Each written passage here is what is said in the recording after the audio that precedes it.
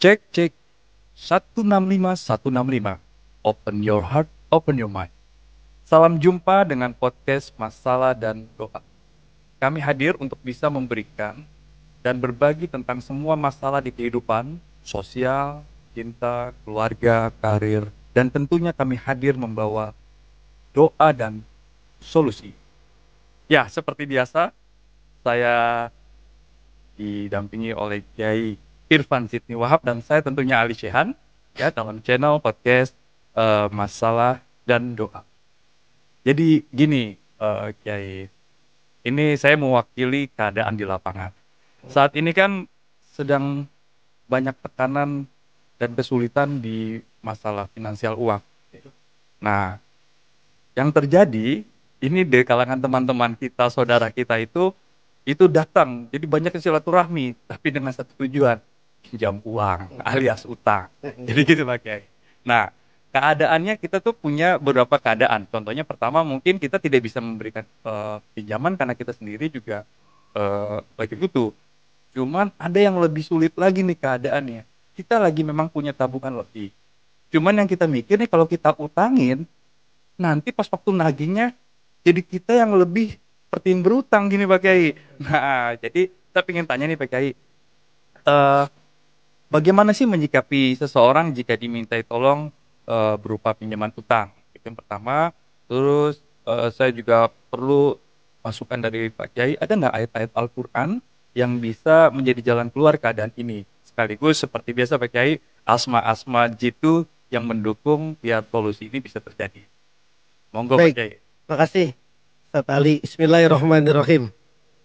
Eh, Bantuan itu termasuk dari sikap mulia manusia kepada orang lain. Termasuk tadi masalah orang yang mau minjam uang kepada kita, mau berhutang kepada kita karena keperluan dia.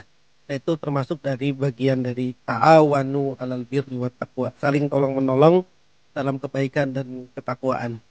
Dalam sebuah hadis juga pernah dikatakan bahwa orang yang menolong saudaranya maka dia pun juga akan ditolong oleh Allah Subhanahu wa taala. Tapi memang berat, apalagi kondisi yang tadi Ustaz Ali sampaikan, kita juga sudah lagi mengap-ngap gitu kan. Iya, Pak Kiai. Sementara ada kawan juga membutuhkan. Bagaimana nih sikapnya ini? Itu Quran dikatakan begini, qaulun ma'rufun khairum min shadaqatin yatba'uha azah. Ngomong yang benar itu lebih baik daripada ngasih sodako tapi dibarengin dengan sakit hati, nyakitin. Jadi ini kalau bukan lu nih gak bakalan gua kasih nih gitu ya. Oh nggak boleh tuh Pak Oh, Kiai ya? nggak boleh itu. Ya. Mendingan ngomong maaf, mohon maaf ya saya sedang tidak ada, nanti mungkin lain kali. Itu qaulun ma'ruf, omongan yang baik itu lebih utama daripada sodako yang dibarengin dengan caci maki. Atau mungkin kita punya keluasan rezeki, tapi kemudian bagaimana kita ini bisa membantu dia? Ya kita, kalau memang kita punya keluasan rezeki, kita bantu saja saudara kita ini yang lagi membutuhkan. Nah, problemnya memang tadi itu ada orang yang kita pinjami utang, kemudian tidak dibayar-bayar sama dia, gitu ya. Atau yang kedua, kita justru yang berhutang, terus kita yang belum mampu untuk membayar. Bagaimana caranya? Ini Benar. kan dua persoalan ya. Iya. Nah, ada ayat Quran yang punya faedah untuk itu. Jadi kalau ada orang berhutang sama kita, kemudian kita tagih pada waktunya dijanji 1 minggu, tapi kok nggak kelar-kelar, 2 minggu, 1 bulan, 2 bulan, kok belum juga ngasih gitu ya, dan iktikadnya tidak ada, bukan berarti dia nggak punya uang, iktikadnya dia tidak ada, maka ada yang perlu dibaca. Surah Al-Baqarah ayat 72. Wallahu mukhrijum ma kuntum taktumun. Itu ayatnya. Wallahu mukhrijum ma kuntum taktumun. Al-Baqarah ayat 72. Gimana cara bacanya? Ini dibaca, ayat ini dibaca 123 kali. 123 kali. Kapan dibacanya? Sebelum nagih. Jadi sebelum nagih, bisa malam, misalkan besok kita mau nagih. Nah, malam ini kita baca Fatihah, kita Fatihahkan orang itu, misalnya khusus untuk fulan, kemudian kita Fatihahkan, setelah itu kita baca wallahu mukhrijum ma kuntum taktumun 123 kali. Selesai, lalu kita nagih. Bisa lewat WA, bisa langsung disamperin, bisa juga lewat telepon segala macam. Baca itu dulu. Wallahu mukhrijum ma kuntum taktumun. Al-Baqarah 72. Nah, bagaimana kalau kitanya ini yang punya utang tapi belum mampu membayar padahal sudah jatuh tempo? Ada asmaul husnanya nih. Ini dikatakan zikrun listirda didain. Zikir untuk mengembalikan hutang. Apa yang dibaca? Takulu yaumian, kamu baca setiap hari 108 kali ya hakku, nama Allah hakku. Jadi ya hakku, wahai Allah yang maha benar, ya hakku 100 berapa? 108 108. kali. Jadi kalau mau mengembalikan hutang, baca satu hari bacanya ya hakku, ya hakku, ya hakku 108 kali. Nah, demikian. Itu dua yang insya Allah itu sudah beberapa kali dicoba. Ada orang punya hutang, terus kemudian kita bacain Al-Baqarah 72 123 kali, insya Allah keluar. Gimana kalau lebih dari 123 kali? Boleh, boleh. Tapi kelipatannya, jadi 123 kelipatannya berapa? 246. Jadi misalkan hutangnya banyak sampai 50 juta, 60 juta, jangan 123 lah, kedeketan itu. Oh iya. Dilipatin.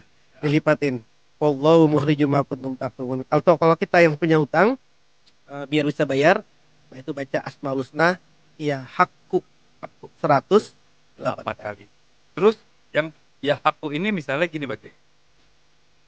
Ini yang saya yang berutang, yang mau nagih mau datang itu Bagi. Itu bagaimana Bagi? Yang aku juga atau yang mana nih Bagi? Saya pengen menghindar wah dia yang mau utang nih datang itu gimana biar dia ngerti gitu. Nah, itu apakah bisa yang Nah, aku? kalau itu bacanya lain. Ya Latif. Nah, ya. Itu baca Ya Latif 129. Ya Latif, Ya Latif, Ya Latif. Orangnya sudah mau datang, kita juga belum ada rezeki.